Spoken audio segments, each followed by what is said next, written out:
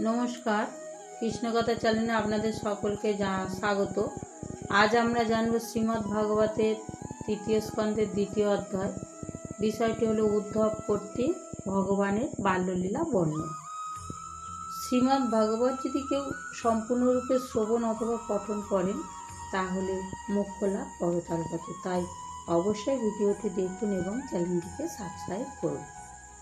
প্রথমে বন্দিন আমি নরনারায়ণ কৃষ্ণদ্বৈপায়ন ব্যাস সুখদেব পরীক্ষিত বিশ্বম্বর হৈমবতী পুত্র বিঘ্ন বিনাশন। মা সরস্বতী মাগো, আমি তোমার চরণ বন্দনা করে এই পাঠ শুরু করছি। তো শ্রী সুখদেব বলেন, বিদুর যখন পরম ভক্ত উদ্ধবকে এইভাবে তার প্রিয়তম শ্রী কৃষ্ণ সম্বন্ধে জিজ্ঞাসা করলেন, তখন উদ্ধবের মনে ভগবানের স্মৃতি জেগে উঠল এবং ভাবের অতিশয্যায় হৃদয় ভরে যাওয়াতে তিনি কোনো কথা বলতে সমর্থ হলেন না। বিদুর প্রশ্ন করেছিলেন উদ্ধবকে, অনেক প্রশ্ন, তো বলছে প্রশ্নেতে ভগবানের স্মৃতি জেগে উঠেছে তার মধ্যে, ভাবে একেবারে গদগদ, আর তিনি কথা বলতে পারছেন না। তো 5 বছর বয়সেই বালক উদ্ধব বাল্যকীরায় শ্রীকৃষ্ণের মূর্তি গঠন করে তার সেবা পূজাতে এমন তন্ময় হয়ে যেতেন যে তার মা তাকে প্রাতরাশের জন্য ডাকাডাকি করলেও তিনি তা ছেড়ে যেতে চাইতেন না। 5 বছর বয়স থেকে ভগবানের মূর্তি তৈরি করে সেবা পূজা করত। তো সকালের খাবার দাবার যখন মা ডাকতো সন্তানকে, তিনি তখন খেতে যেতে চাইতেন না। এখন তো তিনি দীর্ঘকাল তার সেবা পূজায় ব্যাপৃত থেকে বার্ধক্যে এসে পৌঁছেছেন। পরে তো ভগবানের সেবা করতে করতে বয়স হয়েছে, অনেকটা বার্ধক্য মানে বয়স হয়ে গেছে। তো সুতরাং বিদুরের প্রশ্নে প্রভুর চরণ স্মরণে মুগ্ধ হয়ে তার মন বিরহ বেদনায় ব্যাকুল হয়ে উঠল। তার মনটা প্রভুর চরণটাকে করে একেবারে প্রভুর থেকে তো সরে আছে, সেই বিরহ বেদনা মানে মনের কষ্ট একেবারে ব্যাকুল হয়ে উঠলেন। কাজেই তিনি উত্তর দেবেন কিভাবে? তো শ্রীকৃষ্ণের চরণারবিন্দের স্মৃতিসুধায় আপ্লুত হয়ে অনেকক্ষণ তিনি কোনো কথাই বলতে পারলেন না। শ্রীকৃষ্ণের চরণারবিন্দ মানে চরণটাকে স্মরণ করে সেই স্মৃতিসুধা, আগে যে ভগবানের সঙ্গে সঙ্গে থাকতেন, সেই স্মৃতি এমন সুধার মতো আপ্লুত হয়ে অনেকক্ষণ তিনি কোনো কথা বলতে পারলেন না। তীব্র ভক্তিযোগে সেই সুধায় মগ্ন হয়ে আনন্দ সাগরে ডুবে গেলেন। তার এত ভক্তি হলো, তারপরে আনন্দ সাগরে ডুবে গেলেন। তার সর্বাঙ্গ রোমাঞ্চিত হয়ে উঠল, মুদিত নয়ন প্রেমাশ্রু ধারায় ভেসে উঠল। নয়ন চোখটা বন্ধ করে আছে, কিন্তু প্রেমের অশ্রু দু চোখ ভেসে যাচ্ছে। তো উদ্ধবকে এইভাবে প্রেম সাগরে নিমজ্জিত হতে দেখে বিদুর তাকে সার্থক জন্মা মনে করলেন। যে এত প্রেম উদ্ধবের দেখে একবারে বলছে, বিদুর মনে মনে করছে যে এই জন্মটাই সার্থক, ভগবানের প্রেম ভালোবাসা সেবা পূজা। তো পরে উদ্ধব যখন ভগবত অনুভূতির সেই অলৌকিক লোক থেকে আবার ধীরে ধীরে লৌকিক জগতে ফিরে এলেন, তখন তিনি বলছে চক্ষু মার্জনা করে লীলাময়ের লীলা স্মরণে আশ্চর্যবোধে আবিষ্ট হয়ে প্রিয়তমের বিদুরকে বলতে লাগলেন। কি বলছে? সমস্ত ভাব থেকে আস্তে আস্তে, ভক্তির ভাব থেকে আস্তে আস্তে সহজ হলেন, ফিরে এলেন। এবার চক্ষু মার্জনা, চোখের জল মুছে লীলাময়ের লীলা কথা বলতে লাগলেন।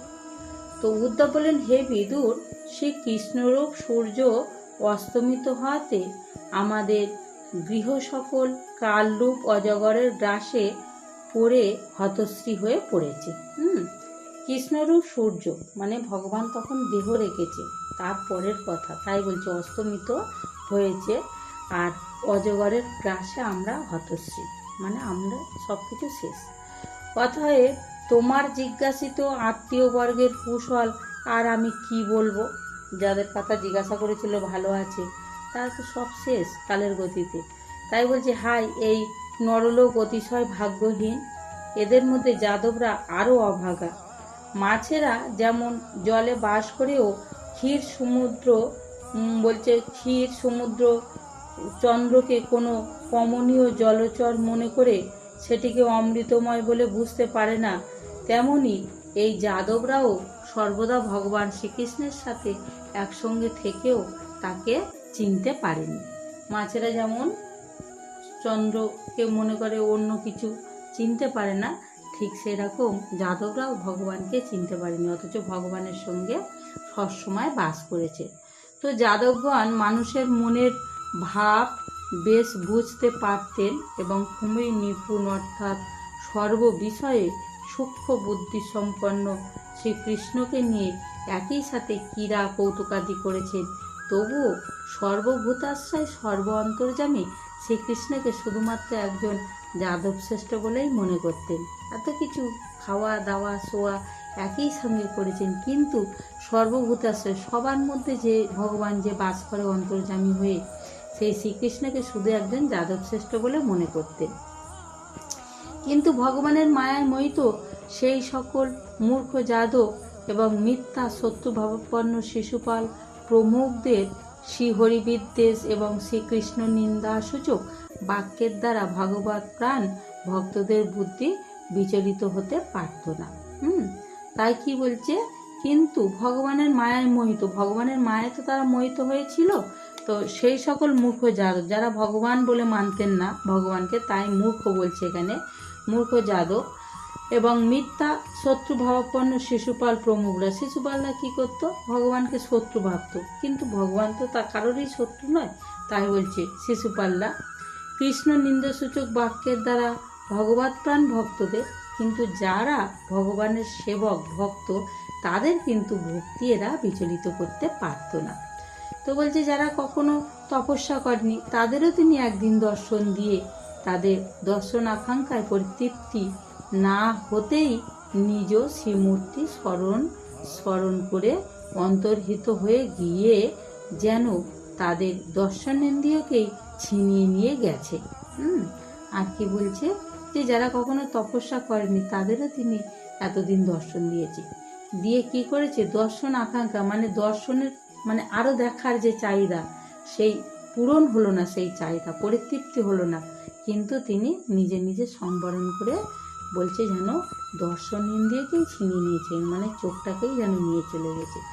তো নিজের যোগমায়ার প্রভাব প্রদর্শনের জন্য এবং মনুষ্যলীলা প্রদর্শনের পক্ষে উপযুক্ত যে দিব্য শ্রী বিগ্রহ তিনি প্রকট করেছিলেন, তার সৌন্দর্যে সমস্ত জগৎ তো মোহিত হয়ে যেতই, তিনি নিজেও বিস্মিত হয়ে যেতেন। সৌভাগ্য সমৃদ্ধির আস্পদ ছিল সেই রূপ, মানে এত সুন্দর রূপ ছিল, যোগমায়াকে আশ্রয় করে সমস্ত জগৎ মোহিত হয়ে যেত সেই রূপে। আর কি বলছে, নিজেও বিস্মিত হয়ে যেতেন।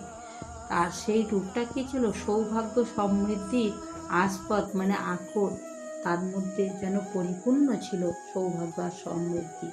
সেই রূপে ভূষণ সমীয় অঙ্গের ভূষণ হয়নি, বরং ভূষণ সমীয় অঙ্গ সমীয়ের দ্বারা ভূষিত হয়েছিল। কি বলছে, সেই রূপে ভূষণ সমীয় অঙ্গের ভূষণ হয়নি, বরং ভূষণ সমীয় অঙ্গ সমীয়ের ভূষিত হয়েছিল। মানে অলংকার দ্বারা যেরকম সাজলে দেখতে ভালো লাগে, তো বলছে সেই রূপের এত রূপ, সেই রূপটা অলংকারদের আরো রূপায়িত করত। অলংকার দিয়ে রূপকে ভগবানের দেহ রূপায়িত হতো না। তো বলছে ধর্মরাজ যুধিষ্ঠিরের রাজসীয় যজ্ঞে শ্রীকৃষ্ণের সেই রূপ মাধুর্য দেখে ত্রিভুবনবাসীগণ একই রকম মনে করেছিল যে বিধাতার মানব সৃষ্টির বিষয়ে যত কিছু নৈপুণ্য আছে সেই সবই এই রূপ নির্মাণেই তাদের পরম পরিপূর্ণতা লাভ করেছে। তার প্রেমপূর্ণ হাস্য কৌতুক ও সরস বিলাসপূর্ণ দৃষ্টিপাতে ব্রজ রমণীগণ নিজেদের গৌরবান্বিত মনে করতেন।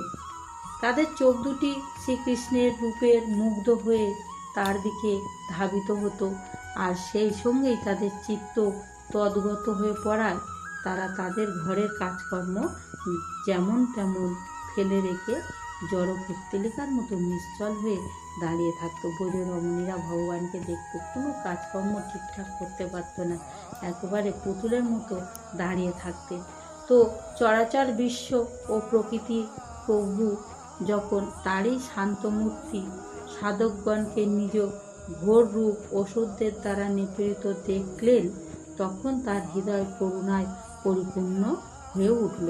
কি বলছে? চরাচর বিশ্ব প্রকৃতির প্রভু, সবার প্রভু যখন তারই শান্তমূর্তি সাধকগণকে, যারা ভগবানের সাধনা করে সেই সাধকগণকে নিজ ঘোর রূপ ওষুধের দ্বারা নিপীড়িত হতে দেখল, তখন কি করলো? তার হৃদয় করুণায় পরিপূর্ণ হয়ে উঠল এবং নিজে জন্মরহিত হয়েও নিজ অংশ সংকর্ষণ বা বলরামের সঙ্গে নিত্যসিদ্ধ অগ্নি যেমন কাঠের মধ্যে থেকে প্রকাশিত হয়, সেইভাবে আবির্ভূত হয়েছিল। এই যে অসুরদের অত্যাচার দেখে ভগবান কি করলেন? নিজ অংশ বলরামের সঙ্গে নিত্যসিদ্ধ অগ্নি যেমন কাঠের মধ্যে থেকে প্রকাশিত হয়, তো উনিও সেইরাম আবির্ভূত হলেন বা প্রকাশিত হলেন। তো ভগবান শ্রীকৃষ্ণ স্বয়ং জন্মরহিত হওয়ার সত্ত্বেও তার বসুদেবের ঘরে জন্মগ্রহণের লীলা স্বয়ং সর্বলোক ভয়াপহারক বলেও শত্রু ভয়ে ভীতের মতো কংসের ভয়ে ব্রজধামে গুপ্ত থাকার লীলা, আর নিজ অনন্তবীর্য হওয়ার সত্ত্বেও যেন কাল যবনাদির ভয়ে মথুরা থেকে পালায়ন লীলা, এই সবের চিন্তা আমাকে বিচলিত করে তোলে। কি বলছে? তিনি জন্মরহিত, মানে তার জন্মমৃত্যু নেই, তবুও বসুদেবের ঘরে জন্মগ্রহণ করলেন লীলা করার জন্য। স্বয়ং সর্বলোক ভয়াবহ হলেও, মানে সবাই তাকে ভয় পায়, কিন্তু তিনি যেন শত্রু ভয়ে ভীত, কংসের ভয়ে ভীত, কাল যবনের ভয়ে ভীত, এই যে লীলাগুলো করেছে, তো বলছে যেন এই সবের চিন্তা আমাকে বিচলিত করে তোলে, উদ্ধব বলছে। আর যে ভগবান শ্রীকৃষ্ণ পিতামাতার চরণ বন্দনা করে বলেছিলেন, হে পিতা, হে মাতা, এতদিন কংসের ভয়ে ভীত আমি আপনাদের সেবা শুশ্রূষা করতে পারিনি, আমার এই অপরাধ গ্রহণ না করে আমার প্রতি প্রসন্ন হয়। এই কথা যখন আমার মনে হয়, তখন আজও আমার মন দুঃখে ভরে ওঠে। স্বয়ং পরমেশ্বর সে পিতামাতাকে বন্দনা করে এভাবে বলছে, তাই বলছে আমার মন এখনো দুঃখে ভরে ওঠে। ভ্রুকুটি ভঙ্গরূপ কৃতান্ত দ্বারা যিনি পৃথিবীর ভার অপহরণ করেছেন, সেই শ্রীকৃষ্ণের পাদপদ্মের ধূলিকণা সেবা করে কোন ব্যক্তি বা তাকে ভুলতে পারে? বলছে যে সেই কৃষ্ণের এত বীরত্ব যার, সেই কৃষ্ণের পাদপদ্মার ধূলিকণা সেবা করে কোন ব্যক্তি তাকে ভুলে যাবে? তো বলছে রাজসীয় যজ্ঞে আপনারা প্রত্যক্ষ করেছেন, শিশুপাল শ্রীকৃষ্ণের প্রতি অপরিসীম বিদ্বেষ প্রকাশ করেও সেই পরম সিদ্ধি লাভ করেছিলেন, যে সিদ্ধি লাভের জন্য বহু শত মুনি ঋষি জীবন কাল অবধি যোগ সাধনা করে থাকেন। কি বলছে? যুধিষ্ঠির যখন রাজসীয় যজ্ঞ করেছিলেন, তখন শিশুপাল 101টা অন্যায় করার পর ভগবান তাকে মেরেছিলেন, তাই বলছে শিশুপাল শ্রীকৃষ্ণের প্রতি অপরিসীম, মানে সীমা পরিসীমা নেই, বিদ্বেষ প্রকাশ করেছিল, কিন্তু মরার পরে কি করলো? সিদ্ধি লাভ করলো, যে সিদ্ধি বড় বড় যোগ সাধকরা বহু, মানে আমৃত্যু পর্যন্ত সাধনা করে থাকে, তবে সেই ভগবানের মোক্ষ লাভ হয়। তা বলছে সেই শ্রীকৃষ্ণের বিরহ কে সহ্য করতে পারে? তো এমন পরম দয়াল ভগবান, তার বিরহ কে সহ্য করতে পারে? এইভাবে উদ্ধব বলছে। আর বলছে শিশুপালের মতো আরও যে সমস্ত বীর মহাভারতের যুদ্ধে স্বচক্ষে ভগবান শ্রীকৃষ্ণের সেই নয়নভিরাম মুখপদ্ম মকরন্দ পান করতে করতে অর্জুনের বাণে প্রাণ ত্যাগ করেছে, তারা সকলেই পবিত্র হয়ে ভগবানের পরমধাম প্রাপ্ত হয়েছে। তো শিশুপাল তো ভগবানের পরমধাম প্রাপ্ত হয়েছে, আর শিশুপালের মতো মহাভারতের যুদ্ধে যারা স্বচক্ষে ভগবানের সেই নয়নের, মানে চোখের বিরাম যায় না, এত সুন্দর মানে রূপ, বিরাম দেওয়া যায় না, সেই নয়নাভিরাম মুখপদ্ম মকরন্দ পান করছে, আর কি বলছে? অর্জুনের বাণে মরেছে। তারা তো ভগবানের দর্শন করেই মরেছে, তো তারা তো পবিত্র হবে, তারা তো পরমধামে যাবে। তাই বলছে পরমধাম প্রাপ্ত হয়েছে। স্বয়ং ভগবান তিলকের অধীশ্বর, তার সমান কেউ নেই। তার থেকে বড় আর কে হতে পারে? তার সমানই নেই, তার থেকে বড় আর কে হবে? তিনি তার শতসিদ্ধ ঐশ্বর্য নিয়েই সর্বদা পূর্ণকাম। শতসিদ্ধ ঐশ্বর্য ভগবানের কাছে পরিপূর্ণ থাকে। তো বলছে ইন্দ্রাদি অসংখ্য লোকপালগণ নানা প্রকার পূজা উপকরণ আরোহণ করে মাথার মুকুটের অগ্রভাগ দ্বারা তার পাদপীঠ বন্দনা করে থাকে। অন্য অন্য দেবতারা, ইন্দ্রাদি দেবতারা কি করে? ভগবানের মাথার মুকুটটা ভগবানের চরণের ঠেকায় ঠেকিয়ে বন্দনা করে। তো বলছে হে বিদুর, এমন যে শ্রীকৃষ্ণ তিনি রাজ সিংহাসনে আসীন উগ্রসেনের সামনে দাঁড়িয়ে নিবেদন করতেন, হে দেব আমার প্রার্থনা শুনুন। তো শ্রীকৃষ্ণ এরম স্বয়ং সেই প্রভু, তিনি কি করতেন? যে উগ্রসেনের কাছে দাঁড়িয়ে বলতেন, হে দেব আমার প্রার্থনা শুনুন, নত হয়ে থাকতেন। তাও ভগবানের সেই বলছে কিঙ্কর ভাব স্মরণে এসে আমার মতো দাসের চিত্ত অত্যন্ত ব্যথিত হচ্ছে। তো ভগবান নিজে সর্বেশ্বর হয়েও এই কিঙ্কর ভাব মানে চাকরের মতো রাজার কাছে বলতেন যে আদেশ করুন। তো বলছে সেই কথা শুনে আমার অত্যন্ত ব্যথিত হচ্ছে মন। বলছে পাপিনী পুতনা শ্রীকৃষ্ণকে বধ করার উদ্দেশ্যে নিজের স্তনে বিষ লেপন করে তাকে স্তনপান করিয়েছিল। তাকেও ভগবান শ্রীকৃষ্ণ সেই পরম গতি প্রদান করেছিলেন। মাতৃরূপে স্তনপান করিয়েছে বলে তা বিষ খাইয়েছে, কিন্তু পরম গতি প্রাপ্ত করেছেন, যা নাকি ধাত্রীরই প্রাপ্য। মাতৃরূপে স্তন পান করেছিল, বিষ হলেও তা মার যা প্রাপ্য সেটা দিয়েছিল পুতনাকে। তো বলছে সেই শ্রীকৃষ্ণ ব্যতীত আর কার কাছে কৃপাময় বলে আমরা শরণ গ্রহণ করব? তো এত কৃপা যে করে তাকে ছাড়া আর কার কাছে আমরা শরণ গ্রহণ করব? তো বলছে আমি তো অসুরদেরও ভগবত ভক্ত মনে করি, কারণ বৈরভাবজনিত ক্রোধের ফলে তাদের চিত্ত সর্বদাই শ্রীকৃষ্ণ নিবিষ্ট থাকত এবং রণক্ষেত্রে তারা গরুর স্কন্ধে আসীন সুদর্শন চক্রধারী ভগবানের দর্শন লাভ করত। কেউ সোজাসুজি ভগবানের ভক্ত হয় আর ওরা বৈরভাব বিপরীত শত্রুভাবে ভগবানকে করেছে, কিন্তু ভগবানকে তো দেখেছে মনে প্রাণে সদা সর্বদাই, তারপরে তো ভগবান এসেছে মানে শত্রুভাবে হলেও। তাই বলছে বৈরীভাবজনিত ক্রোধের ফলে তাদের চিত্ত সবসময় ভগবানের নির্বস্ত থাকতো, কৃষ্ণকে মারবো কৃষ্ণকে ধরবো এইটা করতো। তো সুদর্শন চক্রধারী ভগবান গরুর পিঠে এসে দর্শন দিত। তাই বলছে তো ব্রহ্মার প্রার্থনায় এই পৃথিবীর ভার হরণ করে তার সুখ শান্তি বিধানের জন্য কংসের কারাগারে দেবকীর গর্ভে বসুদেবের পুত্ররূপে ভগবান অবতীর্ণ হয়েছিলেন। সেই সময় কংসের ভয়ে পিতা বসুদেব তাকে নন্দগোপের ব্রজে দিয়ে এসেছিলেন। কংসের ভয়ে যে আমার ছোট ছেলে মেরে ফেলবে, তো নন্দের গোপের ঘরে দিয়ে এসেছিলেন। সেখানে তিনি বলরামের সঙ্গে 11 বছর স্বমহিমা গোপন করে তা বাস করেছিলেন। নিজের যে প্রকাশ ভগবান স্বয়ং সেগুলো সব গোপন করে বাস করেছিলেন বলরামের সঙ্গে।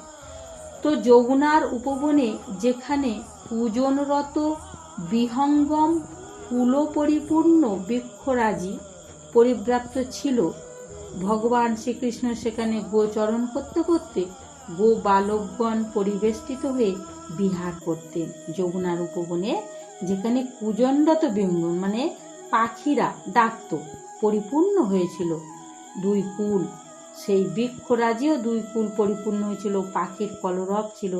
সেইখানে ভগবান কি করত?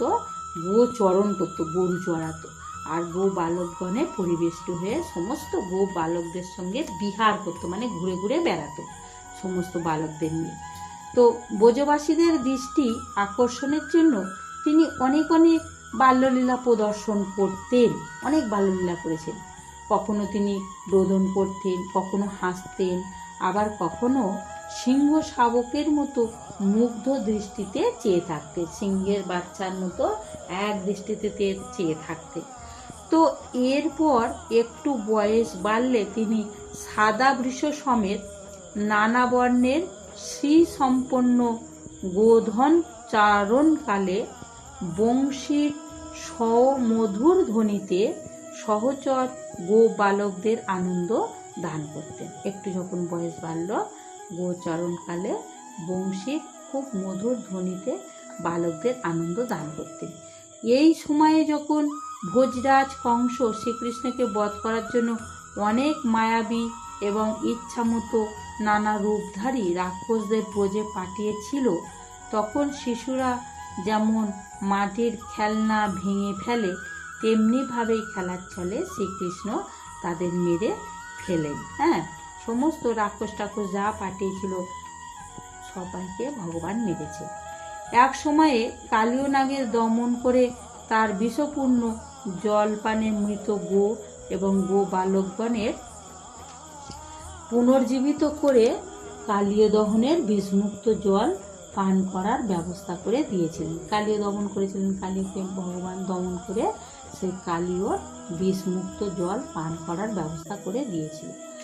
তো গৌরাজ নন্দের প্রভূত সমৃদ্ধ ধনরাশির সদ ব্যয় করানোর উদ্দেশ্যে শ্রেষ্ঠ ব্রাহ্মণদের দ্বারা নন্দরাজকে দিয়ে গোবর্ধন পূজা করিয়েছিলেন, যে আমার পিতা সমস্ত ধন সম্পদ যেন সঠিক ব্যয় হয়, মানে ভালো কাজে ব্যয় হয়, এই জন্য কি করেছিলেন, উনি নন্দরাজকে দিয়ে গোবর্ধন পূজা করেছিলেন। বৃন্দাবনে কিন্তু গোবর্ধন পর্বত আছে, তো সেখানে পুজো করিয়েছিলেন।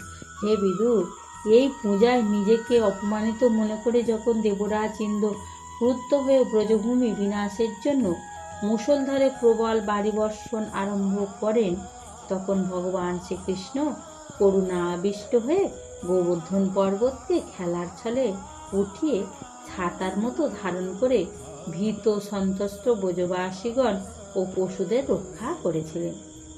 ভগবান কি করেছিলেন, গিরি গোবর্ধন ওই ব্রজবাসীদের রক্ষা করেছিলেন। ওই গোবর্ধন পর্বত নিজের করে আঙুলে তুলে ছাতার মতো করে ধরেছিলেন, আর জল ঝড়ের ভয় ছিল না।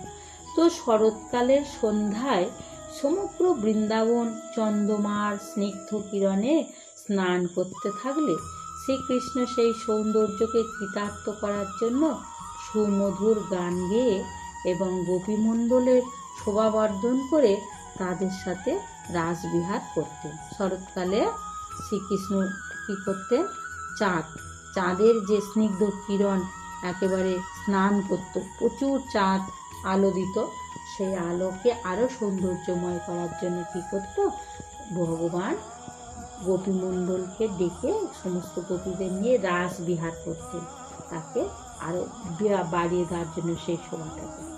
তো বলছি, আজ আমি এখানে আমার পাঠ রাখলাম। ওম নমো ভগবতে বাসুদেবায়। ওম নমো ভগবতে বাসুদেবায়। ওম নমো ভগবতে বাসুদেবায়।